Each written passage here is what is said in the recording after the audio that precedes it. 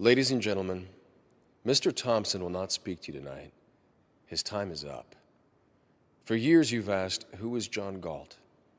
You've asked that question in despair and resignation as factories closed, goods became scarce, jobs disappeared. Your lives are becoming more difficult as the life force of your world is draining away. You have asked that question without expecting an answer. I'm here to answer it. This is John Galt speaking. Mr. Thompson won't tell you the truth about the crisis in your world. I will. Have you noticed that as everything around you seems to decline, one thing still grows? It is the power of your rulers.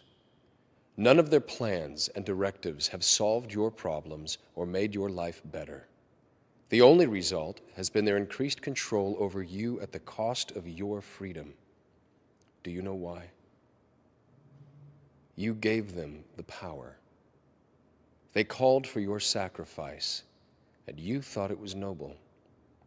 They said if you worked for yourself and your family, that you were selfish and uncaring, and they made you feel ashamed.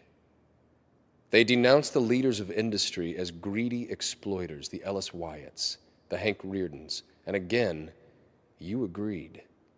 And then you ask, why did they and others like them disappear? I took them from you. Their achievements flowed from their creative minds. Once they understood that the attempt to control their work was an attempt to control their minds, they left. The people on strike worked for themselves, for their own vision of what was possible. When they recognized the honor they deserved, they rebelled against the guilt you wanted them to feel for their success. You counted on them to keep producing, to keep thinking, even as you denounced them as selfish. I showed them they were being punished for their own virtues, and I showed them how evil that is. I made it my mission to help these heroes say no. All evil needs to win is the consent of good people. They have joined me to freely produce, trade, cooperate, and compete in a place where the rights of all are protected. Do not try to find us. Do not try to bargain for our return. Get out of our way. To everyone within the range of my voice, you now have a choice to make. If you decide to support the notion of sacrifice enforced by the state, your game is up. Your world is in a downward spiral, and you will ride it down to destruction. But if you share the values of our strike, if you believe that your life is a sacred possession for you to make the most of, if you want to live by the judgment of your own mind, not edicts from the state, then follow our lead. Do not support your own oppressors. Stop letting the system exploit you. Form your own communities on the frontiers of your crumbling world.